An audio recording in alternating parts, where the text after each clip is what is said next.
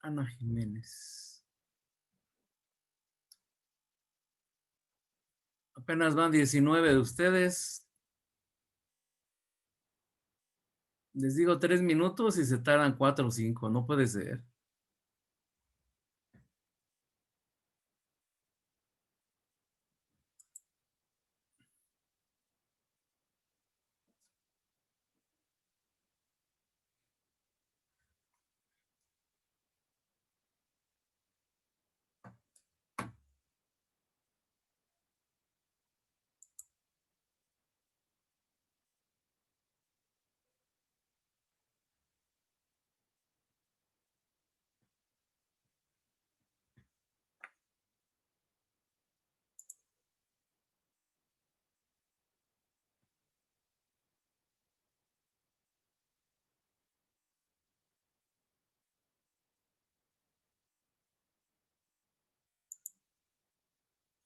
$24. Están entrando a cuentagotas.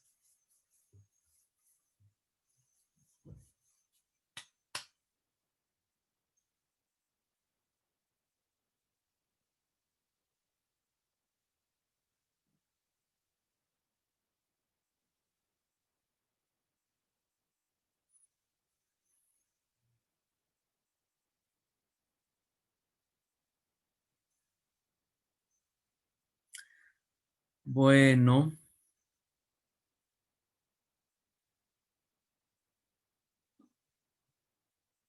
Ok, continuamos con los que estamos, porque si me espero hasta que quieran entrar los demás, veamos. Entonces ya tenemos la estructura del método científico. Observación, planteamiento del problema, hipótesis, experimentación, ley y por último teoría.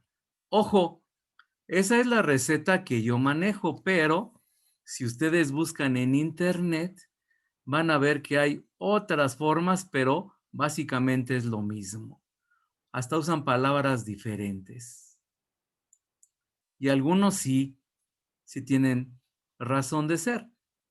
Algunos son más explícitos, desmenuzan más el método científico. Primera tarea del día de hoy. Ahorita me voy a meter a internet y les voy a demostrar que hay un chorro de información sobre método científico. Quiero que se esmeren y me busquen una ilustración bonita con todos los pasos del método científico. Comparto pantalla. Por cierto, no he compartido pantalla hoy, ¿verdad? Puro mosaico hoy. Siempre comparto y hoy no. A ver, chequen que estaba viendo el video anterior. Aquí lo tengo, el del jueves. Siempre checo para ver qué fue lo que vi.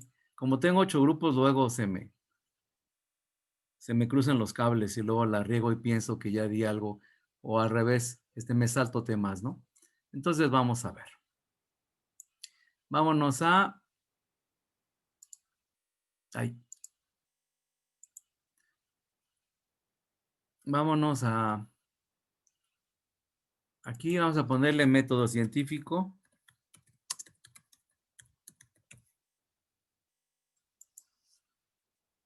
Y aquí, ojo, aquí tenemos un chorro de ilustraciones.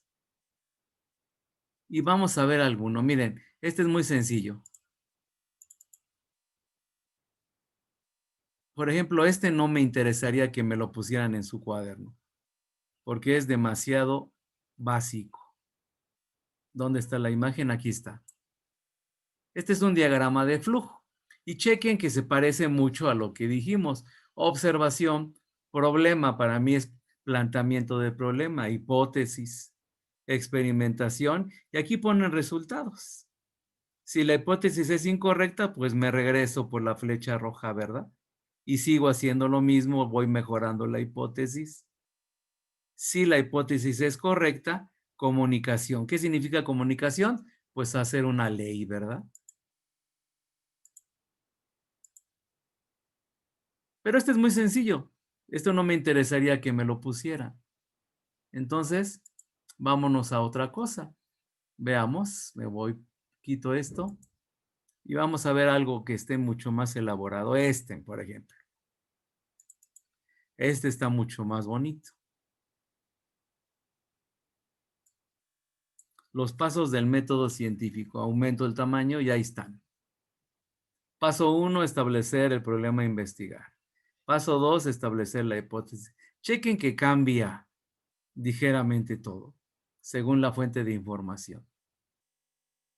Entonces, quiero que me busquen una ilustración bonita, que no sea esta que acabo de ponerles. Hay muchísima información en internet.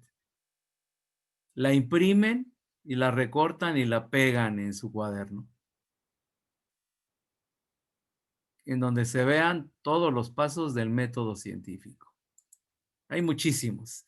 Aquí hay más todavía, ya no me voy a meter en más. Pero eso ustedes pueden verlo. ¿Estamos de acuerdo? ¿Alguna duda con esta tarea? Ninguna. No, profe, ¿Seguro? ninguna. Bueno, Profesor, dime. ya no la escuché. ¿La puedes decir otra vez? ¿Qué te puedo decir, Abigail? ¿Por qué no escuchaste? Pues es que me acaba de aceptar. Ay, entran tarde. Les dije 3 minutos. Bueno, me van a buscar una ilustración de los pasos del método científico. Bien bonita. Que no sea básica, ya les dije. No quiero nada más rectángulos con los nombres de los pasos. No, algo que esté bien ilustrado. Lo imprimen, lo recortan y lo pegan en su cuaderno. ¿Estamos de acuerdo? No me importa si es en blanco y negro o a color, ¿eh? No gasten, por favor. No se trata de eso. Si tienen tinta de color, perfecto. Si no, en blanco y negro. Está más que perfecto. ¿Estamos de acuerdo o no? No quiero que luego digan, es que me están mandando correos, gente. Es que, maestro, tengo que irme al internet a imprimir y no sé qué tanto. No, ya les dije, si no tienen o si no pueden, pues háganlo a mano en su cuaderno, también se vale. Pero que quede bonito ahí la ilustración. ¿Estamos de acuerdo? ¿Vamos bien hasta aquí? Sí, ¿Alguna profe. duda? Sí. Entonces, bueno, método científico. Ahora, ¿qué sucede? Galileo Galilei sistematizó la forma de hacer ciencia. Pero, ojo, no es la única manera de hacer ciencia. Ha habido muchos descubrimientos, muchos inventos que han sido hechos por accidente o por otro método. Hay grandes descubrimientos que han hecho sido por accidente. ¿Quién me puede decir algún descubrimiento importante que haya sido descubierto o inventado por accidente? ¿Quién tiene alguna idea? ¿Quién ha escuchado algo? ¿El fósforo? Bueno, la descubro. Ah, no. No, sí, pero no es el fósforo, son los cerillos, ¿ok? Los cerillos, bueno, pues se descubrió ahí yacimientos de fósforo y se dieron cuenta que si lo frotaban se encendía, ¿no? Y a alguien se le ocurrió poner ahí un palito de madera y se hizo el primer fósforo. Pero evidentemente eso es algo muy sencillo, algo que haya trascendido para la humanidad. Hay varios ¿De la descubrimientos. penicilina? ¿Perdón? ¿Quién dijo algo? Yo, Yasmín, dime. sí. ¿La penicilina? ¿Por qué no ponen su cámara, Ya saben que me choca hablarle a los nombres. Necesito ver sus expresiones para ver si están entendiendo. Yasmín, explícame, ¿qué pasó con la penicilina? Ah, pues Fleming estaba haciendo sus experimentos, pero no tenía ya suficiente higiene con sus materiales, así que se juntó algo y ¡pum! Penicilina. No, no fue tan sencillo, pero tienes la idea. Bueno, fue un hongo. Sí, tienes la idea. A ver, desde hace muchísimo tiempo las infecciones han sido mortales para la humanidad. Siempre que hay una herida y se infecta, hace años no había forma de detenerla. Entonces, pues le aplicaban cosas, le ponían y pues no, se moría la persona por lo general. En las guerras, básicamente, con las armas de fuego o con las armas blancas, las heridas se empezaban a infectar y era muy difícil que se curara. Si era en un brazo, en una pierna, pues no había otra más que cortarla, ¿no? Si no, la infección seguía. Lo que es la gangrena famosa que han oído, ¿no? No sé si han visto los maletines de los médicos antiguos. Yo alguna vez vi un maletín de un médico del ejército de Napoleón. Eran maletines grandes, pero eran grandes porque tenía cosas del médico, pero también tenía un serrucho. Llegaba un momento en que tenían que rebanar, ¿no? Que cercenar la extremidad. Entonces, era muy común ver a soldados mutilados, ¿no?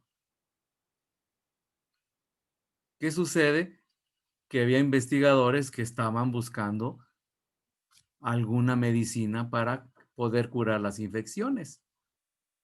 Durante la Primera Guerra Mundial, Fleming, que era un irlandés que trabajaba en Inglaterra, escocés, era escocés, que trabajaba en Inglaterra, descubrió por accidente la penicilina. Dice la historia que tenía sus cultivos de bacterias, de enfermedades, y les metían cosas, ¿no? Para ver si funcionaban, a ver si mataban a las bacterias, y no funcionaban, ¿no? O funcionaban a medias.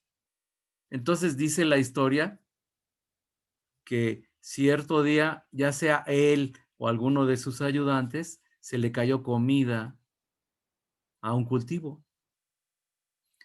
Dicen que cuando fueron a ver esos cultivos, donde cayó el alimento, se habían muerto ahí las bacterias. Cualquiera que no tuviera un espíritu científico, ¿qué hubiera hecho? Dijo, ah, caramba, se me cayó el alimento, qué tonto soy, esto ya no sirve. Pero no, Fleming no pensaba así, era científico y dijo, ah, caramba, aquí hay algo. ¿Qué fue lo que le cayó al cultivo? Se dio cuenta de que era alimento y en ese alimento había una legumbre, lechuga o no sé qué era. Y en esa lechuga había hongos. Y se dio cuenta que ese hongo que ya se conocía, que era el penicillium o algo así, penilium, algo así se llamaba el hongo, ya se conocía. Se dio cuenta que ese hongo producía un líquido, una secreción, y esa secreción mataba a las bacterias. Evidentemente, como el hongo era el penicillium o penilium, pues le puso penicilina a la sustancia. Y se dio cuenta que mataba bacterias. Empezaba a hacer experimentos con ratones, con animales, y funcionaba, curaba infecciones, y luego seguían los seres humanos. Lo que yo no sé de la historia, porque vi un video hace poco, ayer precisamente lo vi, es que no producía la cantidad suficiente. Entonces tuvo que pedir ayuda. En esos tiempos de guerra, pues no le daba mucho dinero el gobierno inglés. Entonces tuvo que recurrir a otros científicos y ellos sí pudieron producir en más cantidad la penicilina. No en mucha, pero tenía más y pudieron experimentar con seres humanos. Pero como no producían la suficiente cantidad, pues dejaron eso en el olvido hasta la Segunda Guerra Mundial, en donde los que lo apoyaron fueron los gringos, los estadounidenses, y ellos producieron en masa la penicilina, principalmente para sus tropas. Ellos sí podían curarse las heridas. Uno de los méritos de Fleming fue que él no quiso quedarse con la patente, con los derechos de la penicilina. Él quiso que la penicilina fuera en beneficio de la humanidad. No pasó lo que pasó con Alfred Nobel, que él inventó la dinamita y él se hizo multimillonario, pero le agarró remordimiento al ver que la dinamita que había inventado para hacer obras, para construir, para romper piedras, se estaba utilizando para la guerra, para matar gente. Le agarró tanto el remordimiento a Nobel que donó toda su fortuna.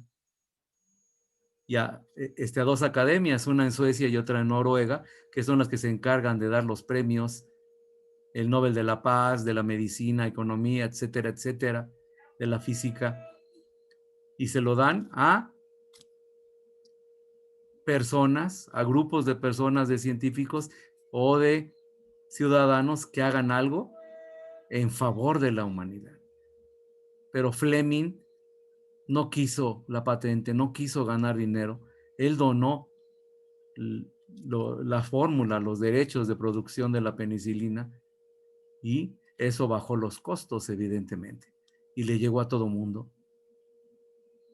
Entonces, hay gente que sí lo hace por amor a la humanidad, pero ya les dije hace rato, ¿no? Que hay gente que tiene intereses particulares de grupo y se guardan las cosas en el momento adecuado para ganar.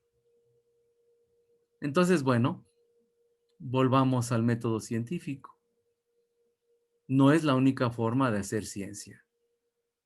Hay grandes inventos. Otro fue la radiación, descubierto por los esposos Curie, Madame Curie y Pierre Curie. Y hay otros inventos muy importantes también. Creo que la vacuna contra la rabia también se descubrió de esa forma, por accidente. Y así hay un sinfín de inventos o descubrimientos hechos por accidente. El horno de microondas también se descubrió por accidente. ¿Alguien sabe cómo se descubrió el horno de microondas? Bueno, cuentan que un ingeniero se metió a un cuarto grande en donde había microondas, pero olvidó un chocolate en su bolsillo de su pantalón. Estuvo un rato adentro mientras estaban las microondas y cuando salió se dio cuenta que se había derretido el chocolate. Entonces se dio cuenta que algo estaba pasando. Reprodujo el tamaño, o sea, el modelo del cuarto en un tamaño más chico y se dio cuenta, ¿no? Que calentaba las cosas. Y así fue inventado, ¿no? El horno de microondas. Y así podemos encontrar muchísimas cosas. Ahorita les voy a poner un video, ya nos queda menos tiempo, a lo mejor no alcanza el tiempo para terminar de verlo, es la historia de Fleming y la penicilina. Si el tiempo no alcanzara, ustedes ven por favor el final del video. La liga ya está en Classroom, en la tarea número 3. A ver, comparto pantalla.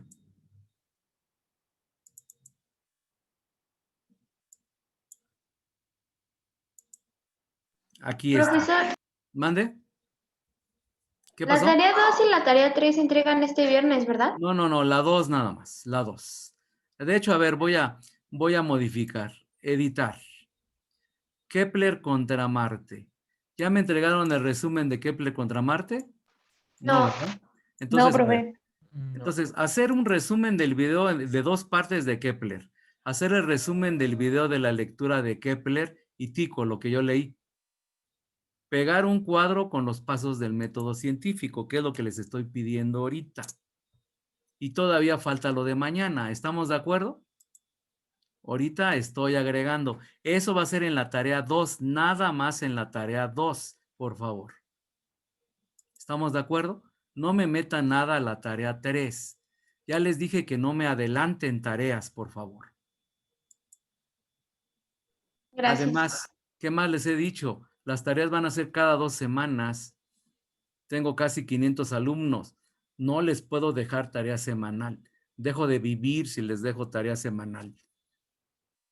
Además, tengo a la escuela particular de la mañana. Me tengo que repartir el tiempo. Entonces, voy a empezar a pasarles el video de Fleming y la penicilina. No va a alcanzar el tiempo. Lo voy a cortar antes de que termine el tiempo de Zoom para darle las últimas indicaciones y ustedes terminan de ver el video. ¿Estamos de acuerdo? Ok, corre video.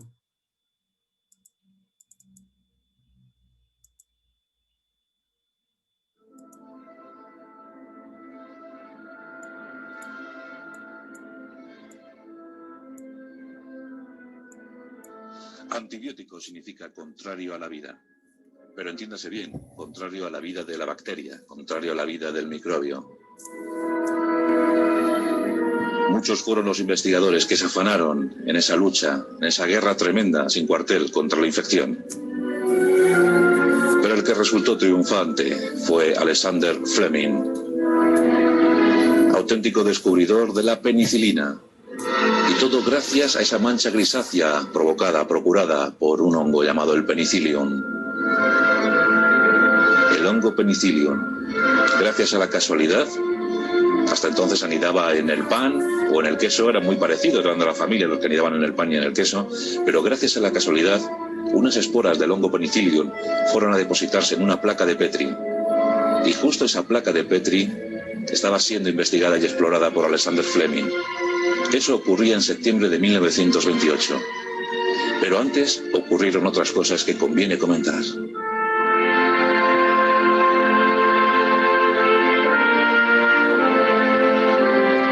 La historia de la ciencia es la historia de la casualidad. Eso sí, una casualidad que aparece mientras que el investigador, mientras el científico está trabajando. Y trabajando duro, muy duro. Casi siempre sin medios, sin recursos posibles. Alexander Fleming no fue la excepción. Alexander Fleming tiene una historia apasionada y apasionante. Una de esas vidas que nos reconcilian con la humanidad. Un trabajo entregado a esa humanidad. Porque debéis saber que la penicilina no se registró bajo ninguna patente. Alexander Fleming, que se pudo haber forrado con el descubrimiento de la penicilina, no quiso que fuera de uso exclusivo de unos pocos. Quiso que la penicilina se extendiera por todo el mundo. Y gracias a eso, millones de vidas se pudieron salvar, empezando por la propia Segunda Guerra Mundial. Hasta entonces, los soldados morían víctimas de la septicemia, morían víctimas de la infección procurada por esas heridas de bala. Desde la penicilina, sus esperanzas fueron mayores.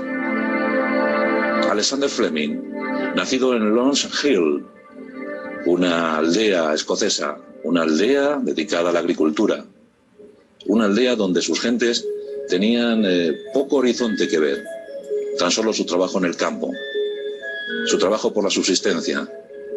Y en el seno de una familia humilde y agrícola nace Alexander Fleming. Fue el 6 de agosto de 1881. En principio, sus padres no habían diseñado para él otra vida sino la de agricultor, dedicado al campo, a las tareas agrícolas, al cuidado de la granja. Allí esperaban ver a su hijo crecer, allí esperaban ver a su hijo madurar, vivir, sin más, sin pedirle otra cosa a la vida. Pero Alexander Fleming estaba destinado a otras aventuras. Pronto mostró inquietud por la cultura, por la medicina, por todo lo que supusiera el saber, el conocimiento. Y aquí vamos a contar una historia que no deja de ser curiosa y además pues muy enriquecedora. Vamos a hablar de la conexión entre la familia Fleming y la familia Churchill. Esto bien pudiera ser una leyenda, porque, repito, no está confirmada la historia, pero la vamos a contar porque llama mucho la atención. Dice esa narración que finalizando el siglo XIX llegaron unos grandes señores de Inglaterra a pasar una temporada en Escocia. Y muy cerca de Lons Hill se establecieron para pasar un verano. Estamos hablando de un gran noble llamado Durnford Churchill. Tenía un hijo llamado Winston. Winston salió al campo a pasear y tuvo la mala suerte de caer en una ciénaga, en una zona de arenas movedizas, una zona pantanosa. Y allí desesperado pedía ayuda. Su fin se acercaba, era lento y progresivo. El joven lo estaba pasando realmente mal. Y aquí cuenta la historia que el padre de Alexander se encontraba trabajando en el campo cuando escuchó los gritos del joven. Rápidamente se acercó al pantano, se metió en él hasta que la zona le cubrió la cintura y extrajo al joven de la ciénaga, salvándole la vida, claro. El hecho, pues, en principio no iba a tener mayor importancia, sino la de haber salvado la vida de un joven británico que por allí andaba pasando sus vacaciones. Pero Winston contó todo a su padre. Y al poco, un carruaje suntuoso se plantó ante la granja de la familia Fleming. Lord Durnford bajó del carruaje se dirigió al padre de Alexander y le dijo: usted ha salvado la vida de mi hijo. ¿Cómo se lo puedo pagar? ¿Cómo se lo puedo premiar? En ese momento el señor Fleming dijo: usted no me tiene que pagar nada. Fue mi deber. Lo hice con mucho gusto. No tiene que darme nada a cambio. Lord Runford, agradecido ante todo, dijo: quiero que ese niño que estoy viendo en el umbral de la puerta tenga la misma educación, reciba la misma instrucción que mi pequeño Winston. El señor Fleming en ese momento pues no dio mayor importancia y lo dejó estar. Pero al cabo de los años, la familia Fleming recibió una dote económica. Y esa dote económica permitió que Alexander pudiera ir a la universidad a estudiar medicina, que era su deseo. Qué curioso, pero años más tarde, Winston Churchill, ya como primer ministro del Reino Unido, contrajo una neumonía. Y en ese momento dicen que la penicilina, descubierta por Alexander Fleming, salvó de nuevo la vida de Winston Churchill. Por tanto, el padre salvó a Winston cuando era joven y el hijo lo volvió a salvar años más tarde. Dicen que el que siembra recoge. Es una historia no confirmada, pero que circuló con mucha intensidad por el Reino Unido. Es la conexión entre la familia Fleming y la familia Churchill, dos familias muy notables de aquel Reino Unido. Bien, pues tengamos en cuenta que la familia Fleming ya tiene dinero para dar estudios a su chavalín. Hasta que llegó ese dinero, Alexander había trabajado en el campo y también había trabajado como oficinista, había trabajado en una oficina. Pero con ese dinero, con ese recurso económico, que bien pudiera ser de Lord Runford Churchill o de una herencia recibida de algún familiar, Alexander marcha a la universidad y se va a Londres. Y allí, en el año 1906, cuando tenía 25 años, se doctora. Ya es doctor en medicina y se especializa en bacteriología. Su gran pasión, su gran amor fue la docencia, enseñar todo lo que se sabía sobre bacteriología, que no era mucho, por cierto. Hasta mediados del siglo XIX no se hablaba de infección, no se sabía muy bien qué era la infección, cómo combatir la infección. Fijaos que la palabra malaria viene de mal aire, pensando que la malaria era provocada por el aire pútrido de los pantanos. También se decía que cuando alguien tenía una infección era seguramente por algún mal de ojo, por alguna hechicería, alguna brujería. No se sabía muy bien cómo contrarrestar.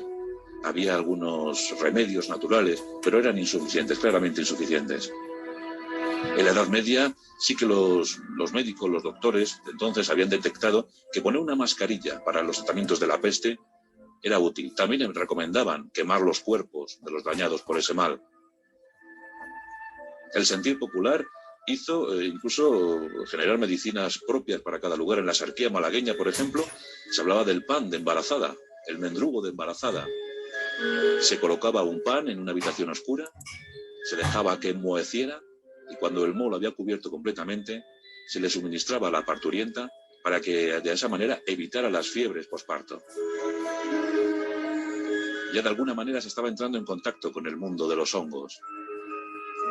A finales del 19, ya muy decididos todos por los estudios del doctor Pasteur, a finales del 19 se rozó de alguna manera, el doctor Clemens rozó de alguna manera el hallazgo, el descubrimiento de la penicilina. En 1896 publicaba un trabajo basado en su tesis sobre la guerra entre los hongos y las bacterias. Se rozó el descubrimiento, pero nadie se percató de ello. De hecho, ni siquiera Fleming tuvo conocimiento de este estudio. Pero en el año 1906, como os decía, con 25 años ya es doctor en medicina. Y ya le podemos ver en sus primeros centros de investigación. Como para todos los jóvenes europeos, llegó la tragedia. En 1914 estalló la Primera Guerra Mundial. Y aquí tenemos al doctor Fleming yendo al frente, marchando al frente. Va a haber visiones horribles, va a tener momentos de mucha contrariedad. Y llegó el momento decisivo para su vida. Estamos en 1916, en los campos de batalla franceses. Las refriegas eran continuas, las batallas sangrientas, las más sangrientas que había visto la humanidad. En esos momentos, el doctor Fleming tiene 35 años. y es un médico de campaña. Es un médico que está en el primer frente, en la primera línea del frente. Tras un combate sangriento y cruel, el doctor Fleming llegó al hospital. En ese hospital de campaña se encontraban hacinados los enfermos, los heridos de guerra, los heridos de combate. Centenares de soldados británicos se estremecían por el dolor. Muchos de ellos habían contraído la infección. Se sabía que casi todos no superarían la primera noche. La septicemia era el gran mal de la guerra. Muchos morían, sí, por las balas o las bombas, pero casi todos caían por la septicemia. Tras una visión dantesca, cuando la sala estaba cubierta por la sangre y por los cadáveres, el doctor Fleming se hizo un juramento a sí mismo. Dedicaré mi vida a luchar contra la infección. A partir de ahora no habrá otra meta para mí, sino la de luchar contra las bacterias. Comenzaba la gran historia del doctor Alexander Fleming. Tenía 35 años y ya había decidido cuál iba a ser su futuro. Una vez finalizado el conflicto, regresa a su querida Inglaterra y allí en Londres, en el eterno Medical School St. Mary Hospital, se afana en la investigación. Dicen que era muy descabalado, dicen que era descuidado al máximo, que todo lo tenía perfectamente desordenado. Era un hombre apuesto, con unos inmensos ojos azules, siempre vivaces, siempre dispuesto al descubrimiento, siempre dispuesto al análisis. En eso destacaba sobremanera. Y siempre entregado al estudio, a la investigación contra la infección. Las bacterias eran sus grandes enemigas. Había que combatirlas. Le podemos ver en su laboratorio, en su pequeño reducido laboratorio, investigando, analizando esas placas de Petri. Todas esas bacterias generaban unas manchas inmensas, unas manchas amarillas. Ahí se planteaban las colonias de bacterias. Y bueno, sobre una masa gelatinosa que quedaba instalada en las placas de Petri, pues se instalaban esas bacterias para ver cómo evolucionaban, a ver cómo crecían. Cuenta la historia de la medicina que en el año 1921 Alexander Fleming llegó muy congestionado al laboratorio. Sí, había contraído una gripe espantosa. Estaba fatal. Pero bueno, aún así decidió acudir a trabajar.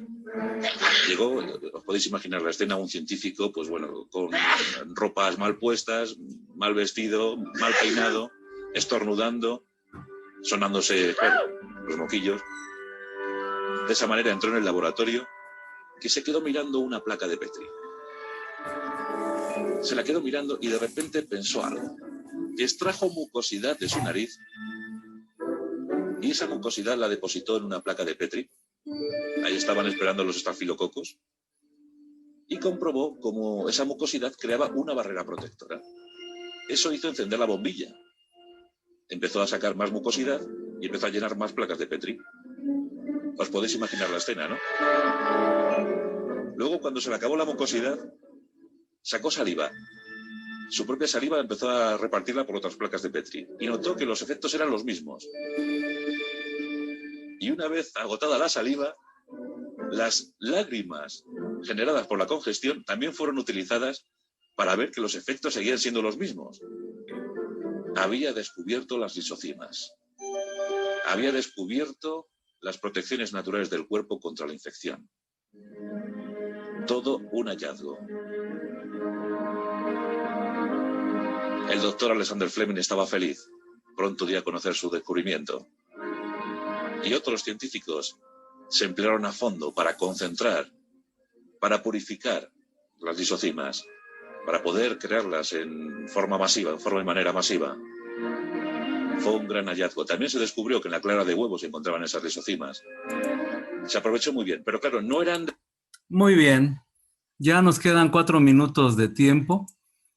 Queda un poquito menos de la mitad del video.